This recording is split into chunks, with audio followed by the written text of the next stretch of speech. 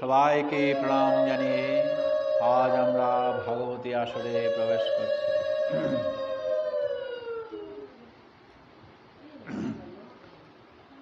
আমাদের এই ভাগবতের একটা কথা আছে যে সব সময় নিত্যম। তো নিত্যম শব্দের অর্থটা কি? যে সদা সর্বদা যখনই আমরা কোনো একটা নিয়ম করে এই ভাগবত পাঠটা আমাদের চলতে থাকবে, তখনই সেই নিয়মে ভগবানও আবদ্ধ হয়ে পড়েন। তাই সদা সর্বদা এবং কোনো একটা নির্দিষ্ট সময়ে যখন এই ভাগবত আলোচনা হয়, ভগবানেরও দৃষ্টি তার প্রতি থাকে। এই কারণে বলছেন যে নিত্যম ভাগবত সেবয়া শৃণ্যত শ্রদ্ধয়া নিত্যম ভাগবত সেবয়া। শ্রদ্ধার সঙ্গে নিত্য এই ভাগবত আমাদের শ্রবণ করতে হয়। আজ আমাদের পরম সৌভাগ্য, এই চতুর্মাস্যা ব্রতের প্রথম দিকে শ্রাবণ মাস। এই শ্রাবণ মাসের বিশেষ করে এই কটা দিন এবং ঝুলন পূর্ণিমাও তার মধ্যে এসে গেছে। তো ঝুলন পূর্ণিমার মাহাত্ম্য কিছু আমরা উল্লেখ করব এবং ভগবানের যে লীলা, বিশেষ করে যে বাল্যলীলা, সেইগুলা আমরা আলোচনা করতে চলেছি। এবং সেই যে ভগবানের লীলা যে শুধু তিনি তার সখাবৃন্দের সঙ্গে করেছেন এমন কোনো কথা নয়, ভক্তদের সঙ্গেও তিনি এই সমস্ত কিছু লীলা করেছেন। তো আমাদের এই ঝুলন লীলা সম্পর্কে কিছু আলোচনা করার আগে আমাদের হঠাৎ করে একটা মনে পড়ে গেল রাজা মানসিংহের তার ভগবত ভক্তি। রাজা মানসিংহ ছিলেন ঔরঙ্গজেবের আমলের, মুঘল আমলের তিনি রাজা ছিলেন। তিনি যেহেতু রাজা, রাজস্থানের রাজা, তাই রাজস্থানের রাজা হওয়ার জন্যই রাজকার্য তো আছেই। যেরকম করে অম্বরীশ মহারাজ তিনি রাজকার্য পরিচালনা করেন এবং নিজে মন্দিরে গিয়ে নিজে মন্দির মার্জন করেন, পূজা অর্চনা করেন, এইভাবেই তিনি কাজ চালাতেন রাজা অম্বরীশ। তো সেই রাজা মানসিংহের কথাই আমরা আলোচনা করব। তিনি হলেন এই রাজস্থানের রাজা। তো আপনারা আমাকে আশীর্বাদ করবেন আমি যেন এই কৃষ্ণ কথা পরিবেশন করতে পারি। বাঞ্ছা কল্পতরুই ভশ্চ কৃপা সিন্ধুভ্যৈব চ পতিতানাং পাবনেভ্যো বৈষ্ণবেভ্যো নমো নমঃ। রাজা অম্বরীশের মতো মানসিংহ রাজাও তিনি খুব ভগবত ভক্ত ছিলেন এবং যেহেতু তিনি রাজা, তিনি ইচ্ছা করলে সব কিছুই পারেন। আর তার সেই রাজ্য শাসনের সহিতে তিনি এই ভগবত ভক্তিও তিনি এইভাবেই রেখে দিয়েছেন। তিনি ক্রমে ক্রমে 3টা বড় মন্দির তৈরি করলেন। একটাতে তিনি স্বয়ং ভগবানকেই বসালেন, কিন্তু নাম তিনি দিয়ে দিলেন গোবিন্দ। আবার আরেকটাতে তিনি দিলেন মদনমোহন, আবার আরেকটাতে গোপীনাথ। এইভাবে 3টি মন্দির তিনি তাঁর রাজ্যে তৈরি করেন। এবং আশ্চর্যের বিষয় এটা যে তিনি রাজা হয়েও, রাজকার্য পরিচালনা করেও কিন্তু এই পূজন অর্থাৎ এই 3 বিগ্রহের পূজা তিনি করতেন। শুধু এক বিগ্রহ করে তিনি যে রাজকার্যে চলে যেতেন এমন কোনো কথা নয়। খুব প্রত্যুষে উঠে তিনি তখন তার নিত্যনৈমিত্তিক আহ্নিক ক্রিয়া আদি করার পর তিনি যথাক্রমে গোবিন্দের মন্দিরে গোবিন্দ পূজা, গোপীনাথ মন্দিরে গোপীনাথ পূজা এবং মদনমোহনের পূজা তিনি এইভাবেই করতে থাকতেন। কালক্রমে তার সন্তানাদির মধ্যে এক কন্যা হয়, আর সেই কন্যার নাম রাখা হয়েছিল ললিতা। তো যখন পিতা রাজা মানসিংহ এই 3টা বিগ্রহের পূজা করে তিনি রাজকার্যে চলে যান, তখন কন্যা ললিতা কেবল এক বিগ্রহের তিনি পূজা করতেন, আর সেই বিগ্রহটা হলো মদনমোহন। মদনমোহনের পূজা এই কন্যা ললিতা তখন করতেন। কিন্তু এই যে মদনমোহনের পূজা করতেন, এটা রাজা মানসিংহ ঘুণাক্ষরেও জানেননি। কারণ তিনি সকালের দিকে পূজা করে তিনি রাজকার্যে চলে যান, এবং রাজকার্যে গেলে পরে যত সব ভেজাল এইগুলা আপত্তি উজুর এইগুলো সব আসে, এগুলা ঘাটতে ঘাটতে তার এইদিকে আর তার মনেই থাকে না। কিন্তু তার জীবনের এবং দৈনন্দিন আরম্ভটা তিনি এই পূজা দিয়েই শুরু করেন। আর যখন তিনি পূজায় আসেন তখন আবার এই যে রাজকার্য সম্পূর্ণ তিনি ভুলে যান। তো এইভাবে যখন পূজা তার চলতেই আছে, তিনি আগ্রহান্বিত হয়ে এই 3 বিগ্রহের পূজা করছেন, আবার রাজকার্যে চলে যাচ্ছেন। আবার ওইদিকে সেই কন্যা ললিতা, সেও তখন বড় হয়ে এরকম করে পূজা তার চালাচ্ছে। আর এই কন্যা ললিতার পূজা করতে করতে মদনমোহনের প্রতি তার এত আগ্রহটা বেড়ে গেল, সে আর মদনমোহনকে না দেখে আর থাকতে পারে না। পিতা যখন রাজকার্যে চলে যান তখন পরবর্তীতে এসে নিজে তার উপচার সমূহ সাজিয়ে এই মদনমোহনের পূজাটা তখন করতে থাকে। তো মাতা অর্থাৎ রানী তা জানতেন, কিন্তু এই রাজা ঘুণাক্ষরেও সেটা তার জানেন। কালে যখন এই ললিতা মানসিংহের কন্যা বড় হয়ে গেল, তখন পিতা ভাবছেন যে মেয়েটা আমার উপযুক্ত হয়ে গেল, বিয়ে শাদীর প্রয়োজন আছে, তাই তিনি ঘটা করে বিয়ে দেবেন। এই কারণে তিনি তার পাত্র খুঁজতে লাগলেন, এবং করলি বলে একটা স্থান থেকে একটা রাজকুমারকে তিনি তখন পাত্র নির্বাচন করলেন।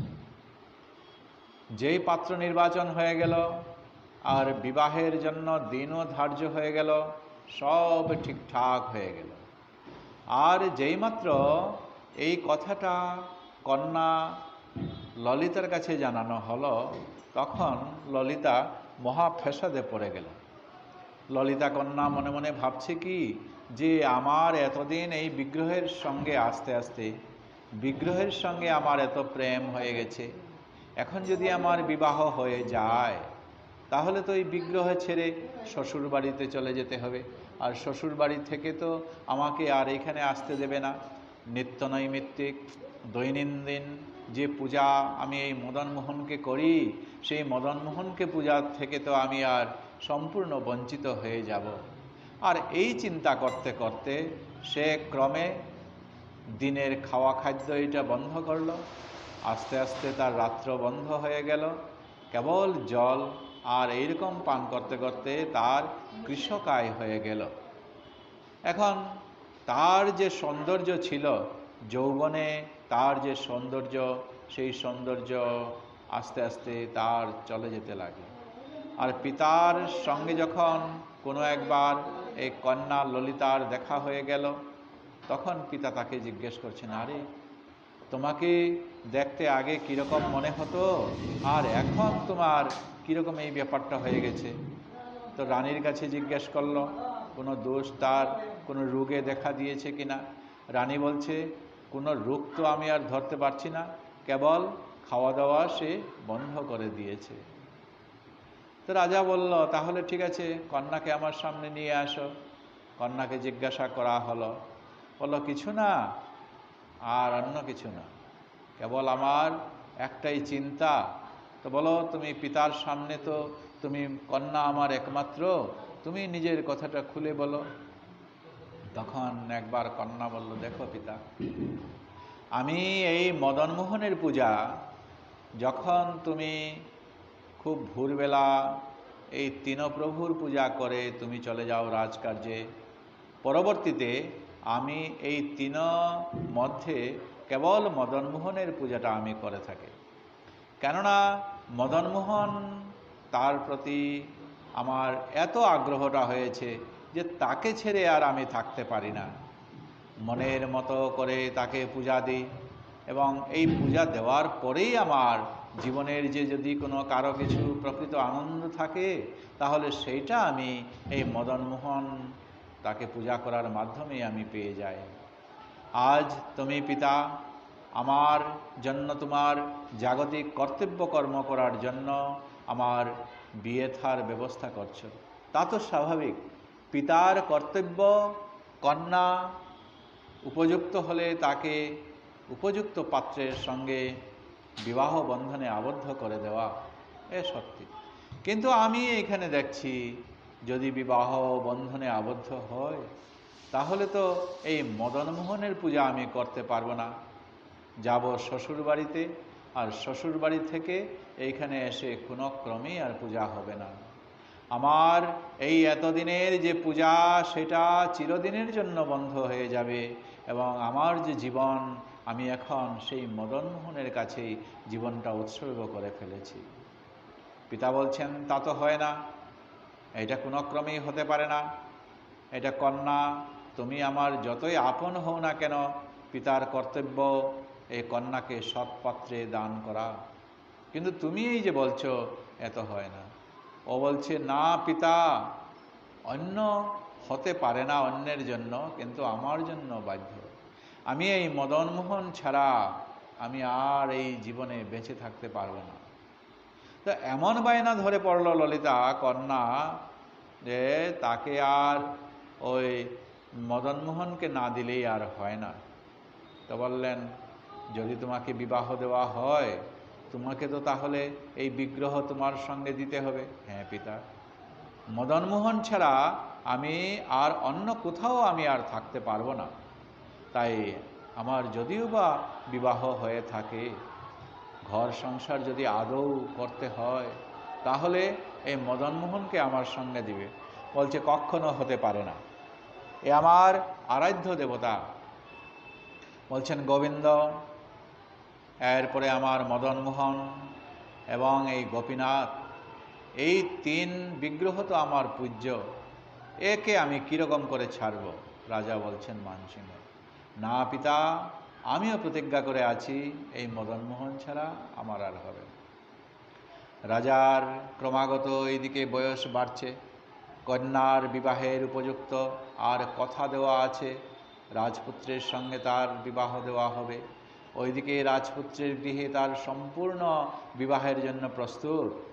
এইদিকে দিন ঘনিয়ে এসেছে, রাজা আর করবেন কি? কোনো উপায়ন্তর না দেখে তিনি তখন বললেন, হে কন্যে ললিতে, তুমি যখন আদৌ এই গোপীনাথকে যখন তুমি মন প্রাণ দিয়ে ভালোবেসেছ, তো তোমাকে কতটুকু যে তোমার ভালোবাসা সেটা আমি পরীক্ষা করব। এই দূর থেকে তোমাকে এই তিন বিগ্রহ মাঠের মধ্যে নিয়ে আসা হবে। প্রায় মাইলখানেক দূর থেকে তোমাকে 7 পট্টি দিয়ে কাপড় দিয়ে তোমার চোখ বাঁধা হবে, 7 পাক ঘুরিয়ে তোমাকে ছেড়ে দেওয়া হবে, এবং তুমি যেন গিয়ে প্রকৃত ওই মদনমোহনকে যদি তুমি ধরতে পারো, তাকে যদি নিতে পারো, তাহলেই তুমি এই মদনমোহনকে পাবে। এছাড়া আর অন্য কিছু আমি আর দেখতে পারছি না। তো এত দূর থেকে তাকে ছেড়ে দেওয়া, আবার এত দূরে গিয়ে সেই মদনমোহনকে তাও আবার চোখ বন্ধ করে দিয়ে, তো 7 পাক ঘোরানোর পর সে কোন দিকে দিশা হবে সেটা আর কিছু বুঝছে না। আর এইটা যখন পিতা ঘোষণা করে দিলেন, তখন মানসিংহের কন্যা ললিতা তখন অঝরে কাঁদতে লাগলেন।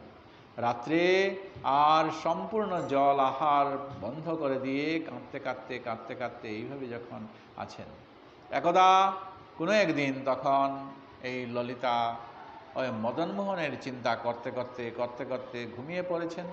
আর ওই সময় তিনি স্বপ্ন দেখছেন যে ওই মদনমোহন নাকি তার কাছে এসেছে, এবং স্বপ্নে আলাপ হচ্ছে যে দেখো, তুমি খাওয়া দাওয়া বন্ধ করে এইভাবে থাকলে, তুমি যদি মরে যাও তো আমার পূজাটা এখন মনের মতো করে দেবে কে?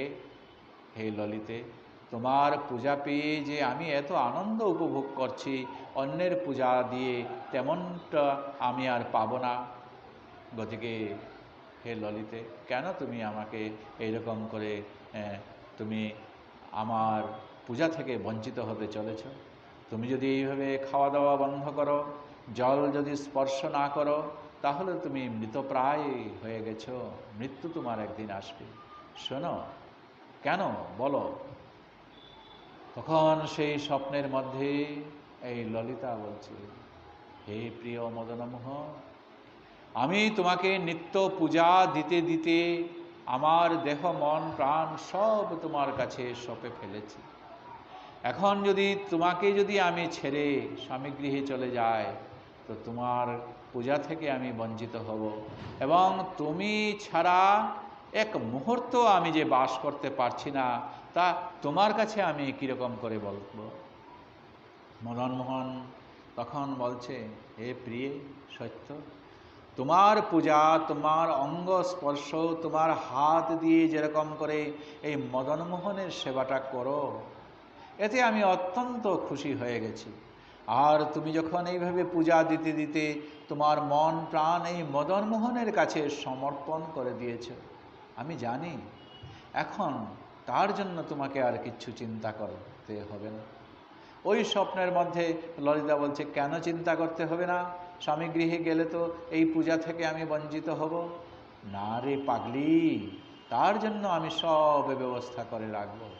দেখো, তোমাকে তো 7 পাক দিয়ে তোমাকে ছাড়া হবে, তাও চোখ বন্ধ করে। 1 মাইল দূর থেকে এসে এই 3 বিগ্রহ রাখা হবে, আর ওই বিগ্রহের মধ্যে তোমাকে গিয়ে মদনমোহনের বিগ্রহ তোমাকে গিয়ে স্পর্শ করতে হবে, আকুলভাবে তোমাকে ধরতে হবে। তো যে দেখো, আমি নিজে ওই নির্দিষ্ট দিবসে তোমার কাছে আসব। তোমাকে যখন চোখ বাঁধা হবে 7 পট্টি দিয়ে, তখন আমি তোমার হাত ধরে এই দীর্ঘ পথ তোমাকে হাত ধরে টেনে নিয়ে যাব। আর দিক বিদিক শূন্য হয়ে তখন সবাই ভাববে, এবং বিশেষ করে তোমার রাজা ভাববে যে দিক শূন্য হয়ে সে চলবে, মদনমোহনকে পাবে না।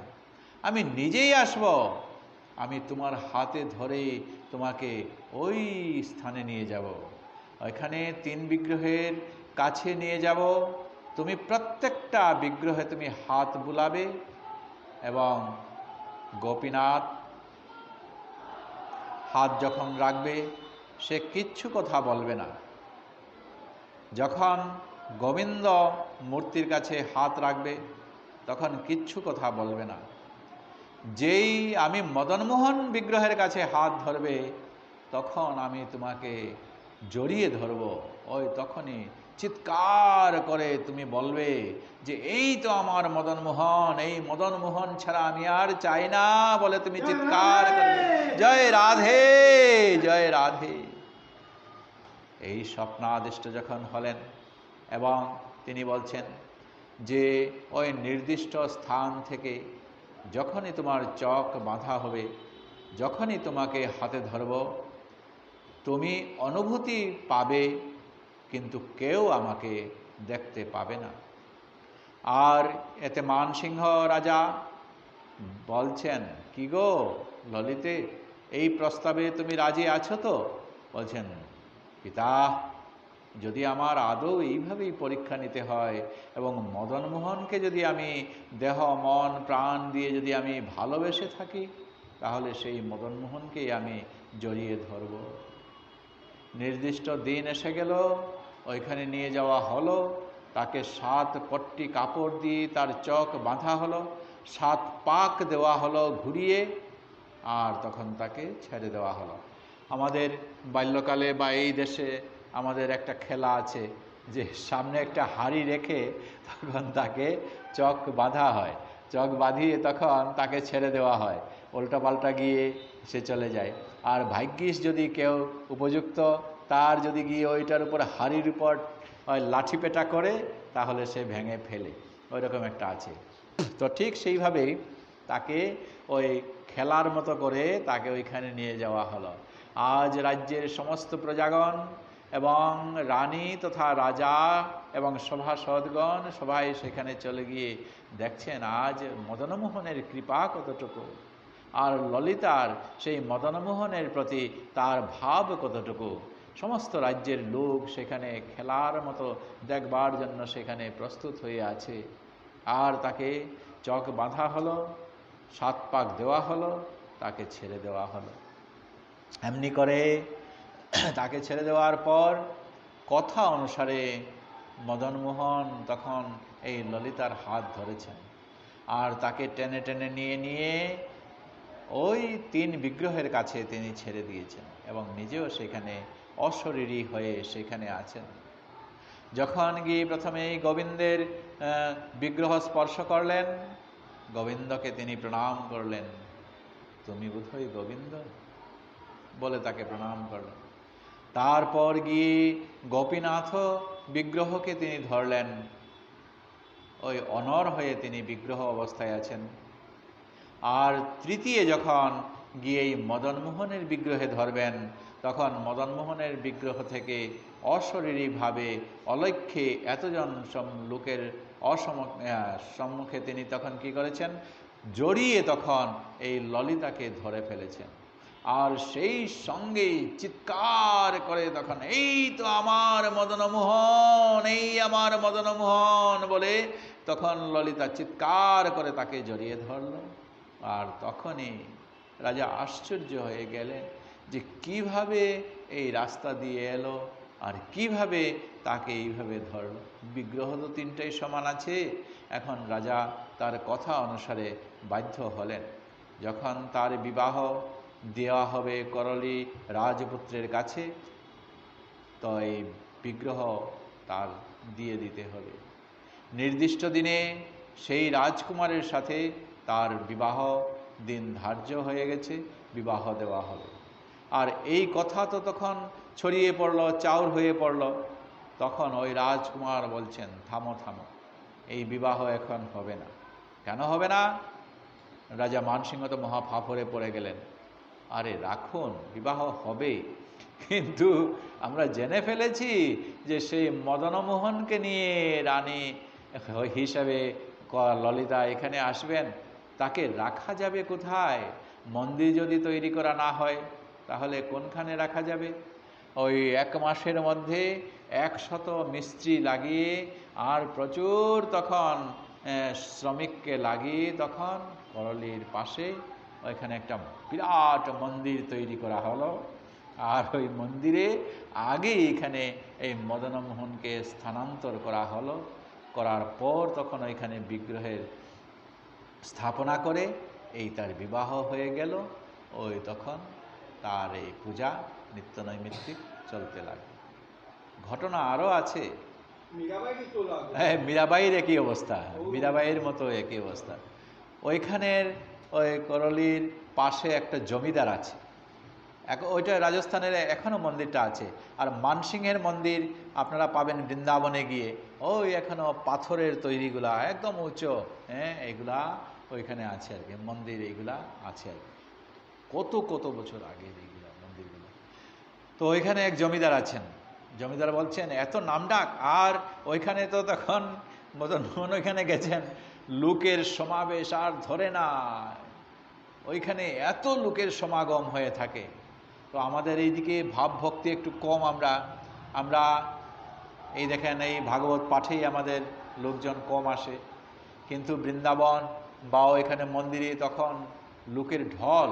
আর তাদের যে 24 ঘন্টার যে কাজকর্ম আছে, এইগুলোর মধ্যে বিগ্রহ দর্শন, মন্দির পরিক্রমা, এইগুলাও তাদের একটা কাজ, নিত্যনৈমিত্তিক তারা এইগুলা কাজ করে।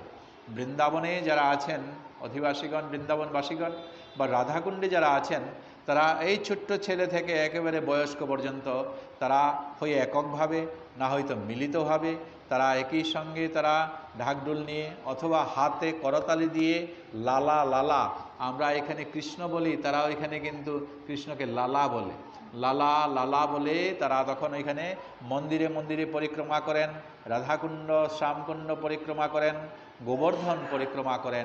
এইটা তাদের নিত্য কাজ। আর ওইভাবে এই যে নতুন মন্দির স্থাপনা করা হলো, তখন ওইখানে এত লোকের ঢল, যেন তাদের প্রত্যেক দিনেই এই গোবিন্দ মদনমোহন দর্শন করতে হবে।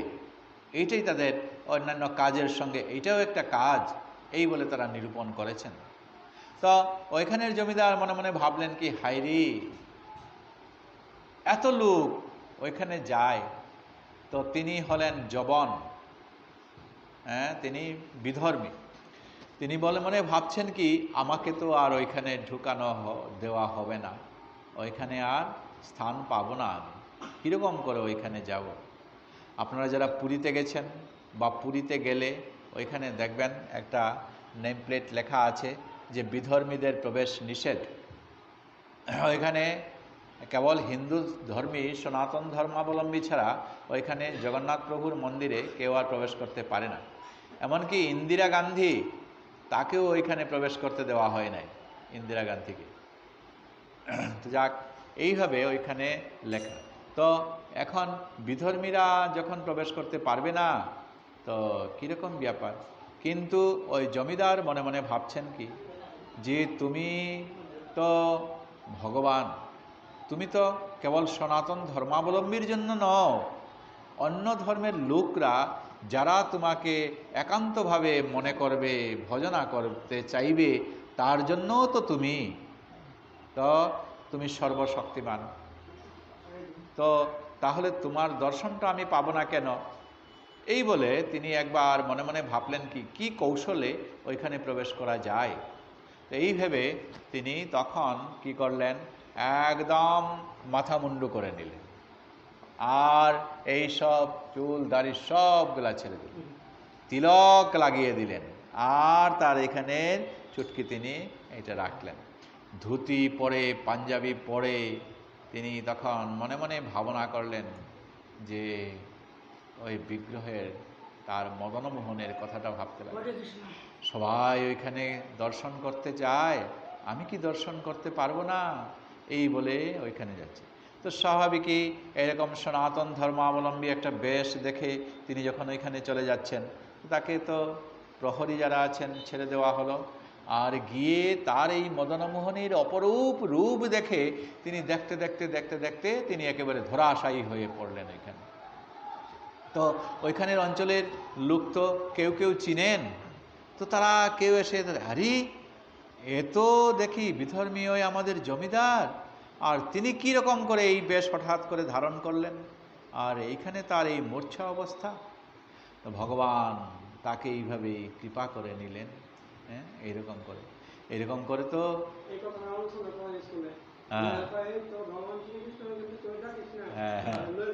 হ্যাঁ, তো ভগবানের লীলা, হ্যাঁ, এইগুলা বড় অসাধারণ।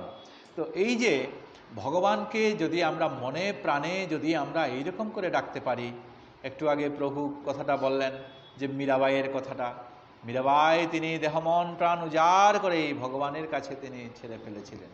তাকে বিবাহ দেওয়ার পরেও তিনি মনে মনে ভাবছিলেন, আমার স্বামী তো এক, তিনি ওই সর্বনিয়ন্তা সেই ভগবান শ্রীহরি। তো এই মীরাবাইয়ের গল্পের মতো তার এটা হয়েছে। তো আমাদের যাক আলোচ্য বিষয়টা আজকের এই যে ঝুলন পূর্ণিমা এই সামনে আসছে, এই সময়ের মধ্যে আমাদের কিছু ঝুলনের আলোচনাটা আমাদের করা যাক। যে আগেই আমরা কিছু আলোচনা করছিলাম, তো সামান্য একটু আমরা আলোচনা করব যে এই সময়টা জেনে গৌরাঙ্গ মহাপ্রভুও তখন সুরধনী তীরে, সুরধনী হচ্ছে গঙ্গা, গঙ্গার পারে তিনি তখন চলে গেছেন। আর শ্রীবাস তখন এই গৌরাঙ্গ মহাপ্রভুর মনের ভাব জেনে তিনিও তখন ওইখানে আগে থেকেই একটা বিরাট বটগাছ আছে, ওই বিরাট বটগাছে তখন তিনি ওই থেকে ঝুলিয়ে হিন্দোলা তৈরি করেছেন। হিন্দোলা শব্দটা হলো ঝুলনা, এই ঝুলনা শব্দটা এইটা হিন্দুলা বলা হয়। ওই হিন্দুলা তিনি ওইখানে তৈরি করেছেন। আর যেইমাত্র গৌরাঙ্গ মহাপ্রভু সেইখানে গেছেন, ঝুলনা দেখে তো, হিন্দুলা দেখে তো তিনি একেবারে, তিনি তার যখন তার ভাবে পড়ে যান তখন তার পূর্ব কথা মনে পড়ে, মানে ওই ব্রজলীলা তার কথা মনে পড়ে। এইভাবে যখন তার মনে পড়ছিল, তখন ওই শ্রীবাস অদ্বৈত প্রভু জেনে তার সঙ্গে তখন গদাধরকে ওই তার ঝুলাতে তারা উঠিয়ে দিয়েছেন। গৌরাঙ্গ মহাপ্রভুকে উঠিয়ে দিয়েছেন, সেই সঙ্গে গদাধরকে উঠিয়ে দিয়েছেন।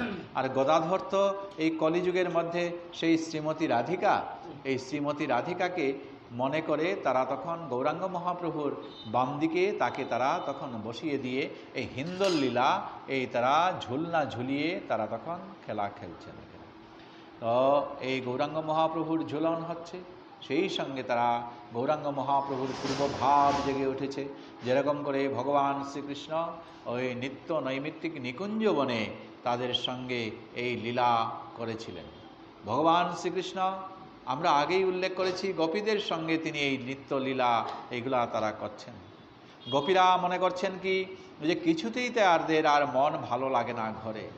কখন বাঁশির ডাক আসবে, কখন ভগবানের সঙ্গে তারা মিলিত হবেন এবং কৃষ্ণের সাথে তারা রতি এবং কৃষ্ণের সঙ্গে তারা এই মিলন আনন্দ তারা করবেন, এই কারণেই তারা আছেন। আর যখন গোচারণে গিয়ে যখন ভগবান শ্রীকৃষ্ণ বংশী বাদন করেন, তখন সেই বংশী বাদনে তারা আর ঘরে সইতে পারেন না, তারা তখন সঙ্গে সঙ্গে চলে যান। এমনকি তাদের যে বিভিন্ন কুঞ্জ আছে, সেই কুঞ্জে গিয়ে কৃষ্ণের সেবায় তারা লেগে যান। আজ যখন ভগবান শ্রীকৃষ্ণের সেই ডাক বংশীধ্বনি তারা শুনতে পেল, প্রত্যেক গোপী তারা তখন নিজেদের স্বামী, নিজেদের পুত্র তাদেরকে ছেড়ে তারা ওইখানে চলে গেছেন এবং তাদেরকে তিনি বলছেন যে স্বাগতম্ব মহাভাগ। ভগবান শ্রীকৃষ্ণ তাদেরকে আপ্যায়ন করছেন যে তোমাদের স্বাগতম। এইভাবে তোমাদের এই জটিলতা পাড়ি দিয়ে, সব কাজ সামাল দিয়ে তোমরা যখন ভগবানের পথে আসো, তখন ভগবান তাদেরকে স্বাগত জানান। এই আমাদের সেইটাই হচ্ছে অভিসার। আমরা আগে এই অভিসারের কথা উল্লেখ করেছিলাম যে আমাদের নানা বাধা বিপদগ্রস্ত আছে, সেই বাধা বিপত্তি এড়িয়ে ভগবানের ডাক যখনই আসবে, ওই তখনই সেই ডাকে আমাদেরকে সাড়া দেওয়া। আর যখন ব্রজের গোপীগণ তারা এইভাবেই সাড়া দিয়েছেন, তখন তিনিও বলছেন যে দেখো, তোমাদের সঙ্গে এই নিত্য নৈমিত্তিক লীলা করার জন্যই তো আমি ব্রজ বৃন্দাবনে এই দ্বাপর যুগে আমি এসেছি। তারা তখন এই সমস্ত ব্রজ বৃন্দাবনের গোপীগণ তারা ছিল এককালে তারা নিত্য সিদ্ধা, সাধন সিদ্ধা, কৃপা সিদ্ধা। ওই সত্যযুগ থেকে এই ভগবানের সঙ্গে তারা মিলিত হতে চেয়েছিলেন। তিনি তাদেরকে কথা দিয়েছেন, এখন আর নয়, তোমরা যাও, দ্বাপর যুগে তোমাদের সঙ্গে মিলিত হও। ত্রেতা যুগে রামচন্দ্র যখন তিনি বনবাসে গেলেন, তখন ঋষিকন্যা, মুনিকন্যাগণ এবং মুনি স্ত্রীগণ তারা তখন রামচন্দ্রের সঙ্গে মিলিত হতে চেয়েছিলেন। তখন পুরুষোত্তম রামচন্দ্র তাদেরকে বলছিলেন, এখন নয়, এখন তো আমি সীতা দেবীকে এককভাবে আমি গ্রহণ করেছি। ওই দ্বাপর যুগে যখন আমি যাব, তখন তোমাদেরকে এই রমণ করতে যে চাইছো, আমার সঙ্গে যে খেলালীলা করতে চাইছো, আমি তোমাদের সেই সুযোগ দেব। আর নাগ কন্যা, মুনিকন্যা যারা ছিল, ওই তারাও তখন এইভাবে চেয়েছিল, তাদেরকেও তিনি বলেছেন যাও তোমরা দ্বাপর যুগে। এইরকম তাদেরকে বলা হয় নিত্য সিদ্ধা, সাধন সিদ্ধা, কৃপা সিদ্ধা, বিভিন্ন স্তরের। এরা সবাই যখন এই ভগবান শ্রীকৃষ্ণের সঙ্গে মিলিত হয়েছেন, তারা আগে থেকেই পট্টডুরি হলো কি, ওই বৃক্ষের যে লতা পাতাগুলো আছে, পাতাগুলা ফেলে লতা দিয়ে তারা তখন ওই পট্ট মানে পাটের দড়ি মানে দড়ি। আগেকার দিনে আমাদের এই অঞ্চলে পাটের তৈরি করা হতো, হ্যাঁ, এখন এইগুলা নাই। ওই পাটের দড়ির মতো তৈরি করে তারা তখন ওইখানে ঝুলনা সাজিয়েছে। তারা মনে মনে ভেবেছে কি যে শ্রীমতী রাধিকাকে এই শ্রীকৃষ্ণের সঙ্গে বসাবো, তাদের যুগল রূপ আমরা দর্শন করব এবং এই যুগল লীলায়, যুগল বন্ধনে আমরা এই খেলা লীলা আমরা দর্শন করব, এই তাদের মনের ভাবনা। আবার অষ্টগোপী যারা আছেন, ললিতা, বিশাখা, চম্পকলতা, তারা মনে মনে ভাবছেন কি, আরে শ্রীমতী রাধিকাকে মাঝখানে বসিয়ে এবং শ্রীকৃষ্ণকে যদি আমাদের পাশে বসিয়ে যদি আমরা দুলতে পারি, কেননা কৃষ্ণ সঙ্গ তো আমাদের একান্তই প্রয়োজন। এই বলে তারা কখনো কখনো সেই এক দুলার চাইতে আরও পাশে অন্য একটা দুলা তারা বড় করে তারা তৈরি করেছে, যাতে এই অষ্টগোপী এবং সঙ্গে সেই শ্রীকৃষ্ণকে বসিয়ে তারা একই সঙ্গে শ্রীকৃষ্ণের সঙ্গে দুলতে পারে। আবার কখনো কখনো তারা মনে করেছে কি, বাকি যারা সখীগণ আছেন, ওই সব সখীগণে মিলে মিশে একই সঙ্গে কৃষ্ণের সঙ্গে যেন হিন্দোলায় দুলতে পারি। আর তাও তারা চিন্তা করে বড় একটা দোলনা তৈরি করে সমস্ত গোপীগণ শ্রীকৃষ্ণের সঙ্গে তারা বসে দুলতে তারা চাইছে। ভগবানের এই যে দোলন লীলা, এই লীলাটা এটা বড় আশ্চর্য, কেননা তিনি ভক্তদের সঙ্গে এই লীলা করতে চাইছেন। অনুগ্রহায় ভক্তানাং মানুষং দেহমাশ্রিত ভজতে তাদৃশী ইয়া শ্রুত্বা তৎপরো ভবেৎ। অনুগ্রহ করে তিনি ইচ্ছা করে নিজেকেই এই ভক্তদেরকে কৃপা করার জন্যই তিনি এই সমস্ত লীলাগুলা তিনি করে গেছেন। তার যে লীলা, এগুলো আগেও আমরা আলোচনা করেছিলাম। ভগবানের লীলা আমরা পাচ্ছি তিনটা। এক হচ্ছে এই ব্রজলীলা, যে বাল্যকালে তিনি যে সমস্ত লীলা করছেন। পরবর্তীতে তিনি এই ব্রজ বৃন্দাবন ছেড়ে মথুরায় তিনি চলে গিয়েছেন এবং সেই মথুরায় থেকে তিনি যে সমস্ত লীলা করেছেন সেটাকে বলা হয় মথুরা লীলা। আবার সেই মথুরা থেকে তিনি তার নৃত্য এবং বেশি সময় ব্যয় করেছেন সেই দ্বারিকায় তখন তার গার্হস্থ্য ধর্ম তিনি পালন করেছেন, সেখানে করেছেন দ্বারিকা লীলা। তাই ব্রজলীলা, মথুরা লীলা, দ্বারিকা লীলা, এই 3 লীলায় তিনি সেখানে এই সমস্ত করেছেন। এবং লীলা বলতে তো আমরা আগে সেটা উল্লেখ করেছিলাম যে লীলা কি, লীলা জিনিসটা হচ্ছে যে এই যে সমস্ত মানুষ আমরা যা সমস্ত কাজকর্ম করি সেইগুলাকে বলা হয় কর্ম। আমরা সাধারণ মানুষ, জাগতিক মানুষ যা কাজকর্ম করি এইগুলাকে বলা হয় কর্ম। বৈষ্ণব, সাধুগুরু তারা যে সমস্ত করেন কাজকর্ম এইগুলাকে বলা হয় ক্রিয়া।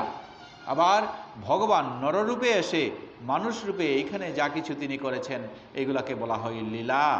তাই ক্রিয়া, কর্ম এবং লীলা। আর লীলা বলতে এই ভগবানেরটাই বুঝায়।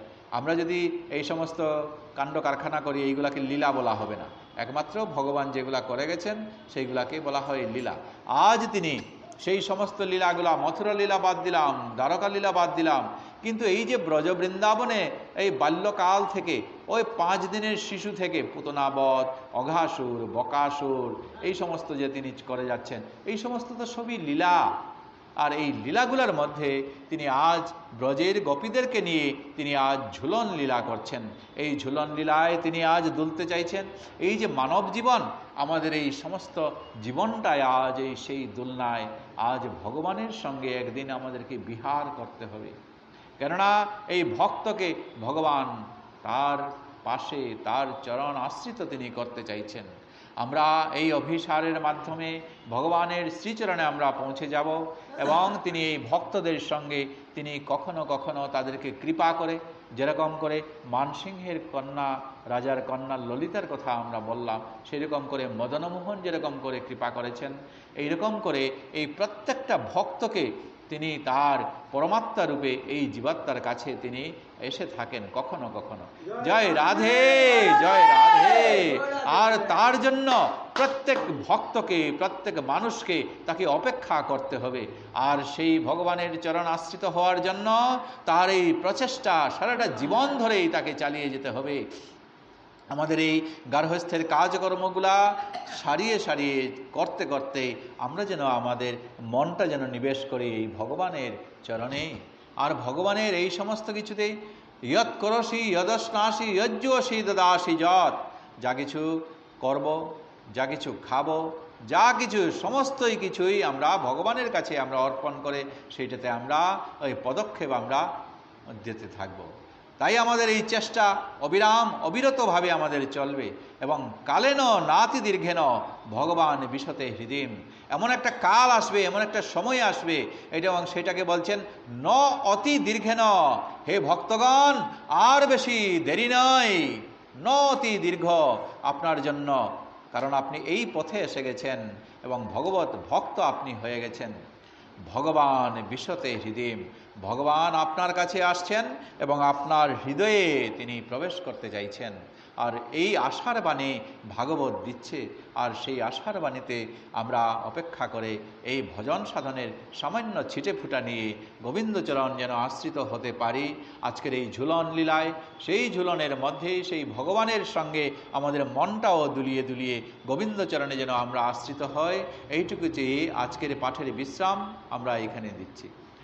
নাম সংকীর্তন যস্য সর্ব পাপ প্রণাশনম, প্রণামো দুঃখ শমনস্তং নমামি শ্রী হরিপদম। গুরবে গৌরচন্দ্রায় রাধিকায় তদালয়ে, কৃষ্ণায় কৃষ্ণ ভক্তায় তদ্ভক্তায় নমো নমঃ। বঞ্ছা কল্পতরুভ্যশ্চ কৃপা সিন্ধুভ্যো এব চ পতিতানাং পাবনেভ্যো বৈষ্ণবেভ্যো নমো নমঃ।